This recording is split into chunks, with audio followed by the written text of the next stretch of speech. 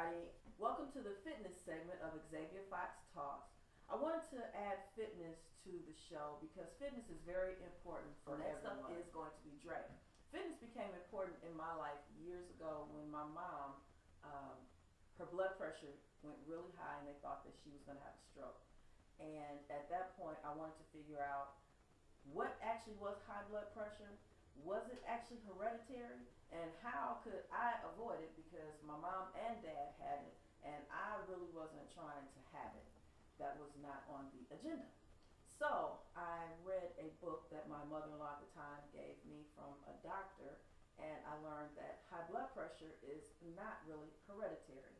What's hereditary is your eating habits and your sedentary lifestyle, which leads to, well, it sets you up for all of the it sets you up for, and Dre gave me this word, comorbid factors that lead to high blood pressure. So at that point, I began to examine my diet as well as my activity. Your weight plays a part in that. And at the time, I was probably a 12 in denial of being a 14. I wasn't going to buy a 14. So I was going to put all of that in a 12 no matter what the 12 said. It was going in that 12. And in a year, I lost the weight and actually got down to a point where I wanted to compete in the Fitness America competition.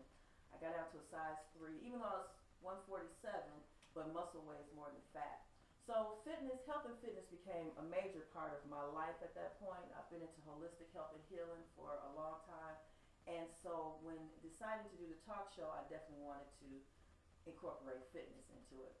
Fortunately, upon moving to Chicago, I met this wonderful, sassy, energetic woman that had this great gym, and she was just a wonderful personality, just full of energy and life and smiles and bubbly. And when I thought about fitness, I thought about her. So I would like to introduce you all to the lady who's going to give you a gut check. She's not going to call it thick, curvaceous, or voluptuous. You know what it is. It's fat, it's obese, and it could be morbidly obese. So with no more ado, here is Dre. That's hilarious. Your intro video was the bomb. Did you guys throw darts at me? I hope not. Didn't know how to throw darts at you, girl. That was the bomb.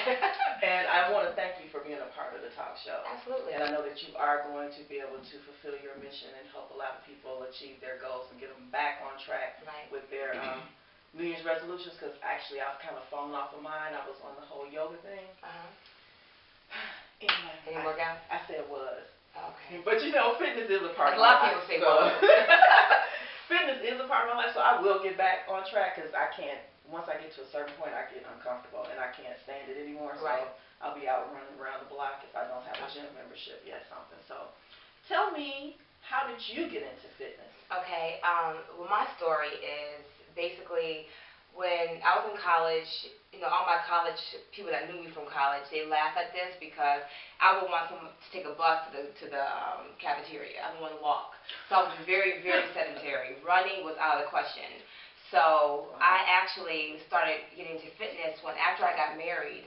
You know, when you get married, you start to get fat and happy. You just get real content with your husband or your wife, and you forget that you need to take care of yourself.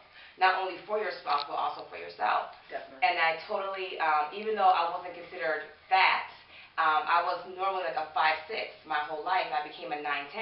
Now people are like, 9'10", that's nothing, but if you were a 5'6", that's basically doubling your weight, doubling your size. And I was very uncomfortable. And so I decided that one day I actually went clothes shopping, and I tried on some clothes that I thought were my size, and I hadn't gone shopping in a while. And much to my surprise, they were all tight. And I was just, I'll never forget the feeling that I had in that dressing room, like, oh, these sizes are wrong, let me get another pair because it must be more wrong, right?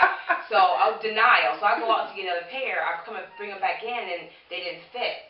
So I went home, let me tell you what I did. I went home, and I got into bed, I watched Lifetime with a bag of Doritos. Ooh. Yeah, and some Kool-Aid.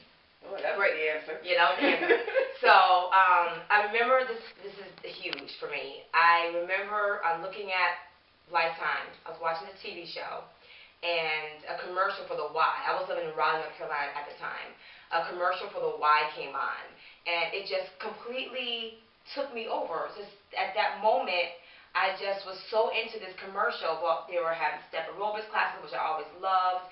They had the gym was beautiful, and something just brought me into that commercial. And I got up when the commercial went off. I had my husband come down and take pictures of me in the tank top and some shorts. I said, take front, back, and side, because after tomorrow, I will never look like this again and feel like this again. I took the pictures, I put them up in my bathroom, and the very next day, I joined the Y, and that was April 19th, 1999. That's good. Yeah, and I haven't stopped since. So how I did it, was successful with it, was I started with 2 days a week. So I always preach to my people that come to my gym and to people that are starting out, start low and go slow. Yep. So basically what I did was I went Tuesdays and Thursdays. And I started to see results from that, because if you move from being sedentary to even moving a little bit, you're going to start to lose some inches, you're going to start to feel better. So then I added a Wednesday, so I was going Tuesday, Wednesday, Thursday. And then I was like, wow, I'm like, let's see, I'm going to cross-train a little bit, add a spin class. Started going Monday through Thursday. Then before you knew it, I was going 7 days a week. I fell in love with it. I really fell in love with fitness. I loved it. Not necessarily, I don't love working out. I'm going to keep it real with you, because I don't think anybody loves working out. But I love the way working out makes me feel and makes me look. So I'm addicted to that more so than the actual workout. I actually love doing squats. I really get a rush from doing squats. It's something about, and I actually really like bench pressing. I had Makes you feel powerful. Yeah, it does. Right. The more weight I can put, yeah. I have a funny story I'll tell later on after we're. Okay. Yeah. I do love kettlebell training. That's one thing I do love, because kettlebell training does make you kind of feel She-Ra-ish, makes you feel like strong and powerful. So I do really like the kettlebell training. So long story short, I decided that I always wanted, my classes that I were taking at the Y, they were good classes, but I thought, I could do better than these instructors can. I can do this better. I can play better music. I can get my choreography better. I was like, you know what? Why can't I be a part-time group fitness instructor? So I decided to get my certification, and I started teaching in December. So I started in April '99. I started teaching in December of '99. So, and I got really serious about it, and I just fell in love with it. I was still working in pharmaceutical sales full-time, and eventually God showed me a way to actually pursue group fitness and personal training and training as a full-time job. That's when I started my company, D3. Okay. That's a kind of like my story, Cliff Notes version. But the biggest thing is I was the girl who would start and stop. For my wedding, I worked out for 6 months straight. As soon as I got married, done something. I stopped completely. I just stopped, because I wanted to look a certain way for my wedding day. Right. That felt great, but then after that, the honeymoon, I got my eat on, it was done. And then, again, start, stop, a reunion, start, stop. I would get it together for a reunion, and then I would stop. But in April of '99, that was it. And I call it a made-up mind. And my mind was, I got to the point that I was sick and tired of not liking the way I felt and looked. And I always kind of wanted to be like an athletic type and stay in shape all the time. But it was just so hard to commit to that and dedicate yourself to that. And so in April '99, that was it. And I think everybody has the capability of doing that and getting to that level. But it just takes your bottom. When you get to your bottom and you decide that I'm sick of it, I'm not going to do it anymore, and especially women, you guys know when you're sick of something, that's it. That is it. If you're going to have a turning point, you're going to make it happen. So everybody has it in them to make working out a consistent and permanent part of their life. It's just that you have to get to that made-up mind, and no one can give it to you. That's very true. Yeah. That is very true. Let me give it to you. That's a great story.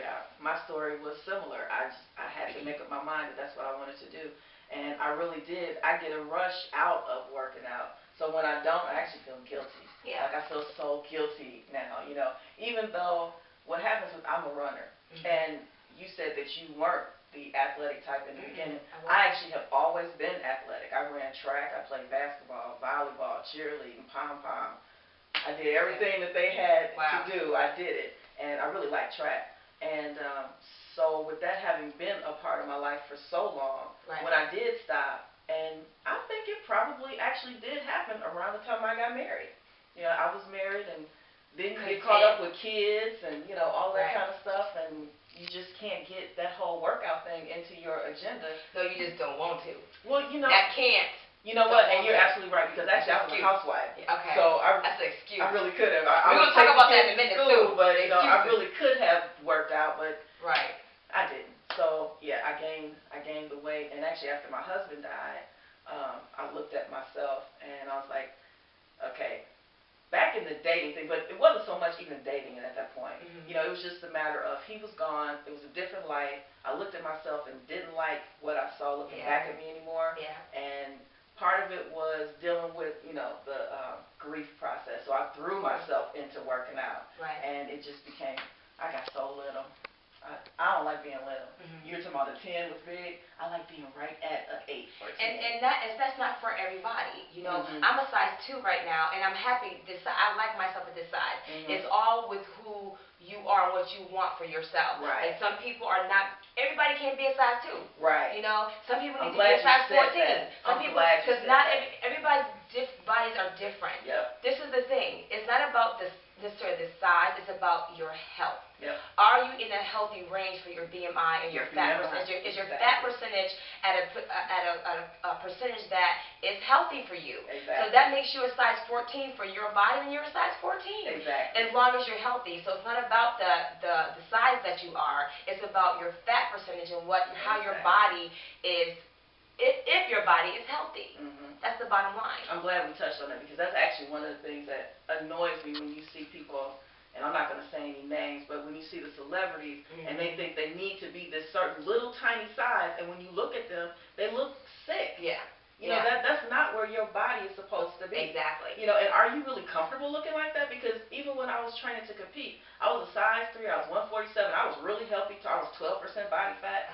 I didn't like it. Right. My head looked big, yep. and I have broad shoulders, and they really stood out. I looked like a scarecrow to me. Right. So when I'm a little fuller, a little thick. Yeah. Well, and you can stay thick as long as your BMI and your fat percentage is in the healthy zone. Exactly. Otherwise, you're fat. That's true. That's true. It is what it is. The numbers are there. It's science. It is what it is. I agree.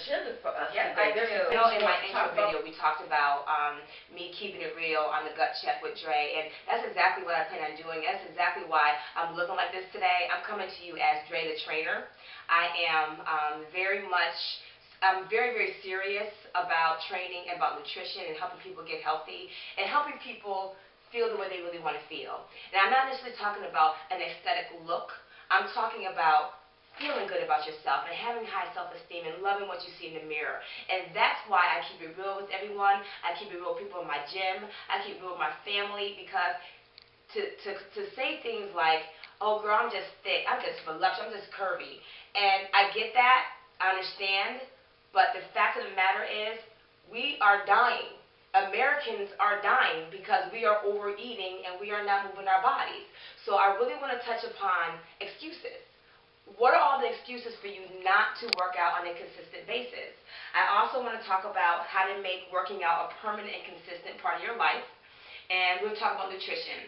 And I also have I asked a question on my Facebook page, my personal page, as well as my fan page, on how we can, different questions about what you guys really want to hear. What do you really want to know about? So we're going to talk about that as well. But the first thing I want to talk about is excuses and of why you don't work out on a consistent basis. So give me some reasons why you think, and I asked 5 people the same question, these people that don't work out on a regular basis, why they don't. What do you think some of the answers are? Okay, I know that 2 of the top 2 is probably time. Yeah. For black women, it's our hair. Yeah, definitely. They don't know where to start. It's they've gotten to a point where it's too much. You know, they're like 60, 70 pounds overweight, and they can't see it. Right. They can't see the vision. It's going to take too much work. Right. The 5th one would be they can't afford a gym membership or something like that. Right. Yeah. They don't have the tools. Those are very good. Those are all very good.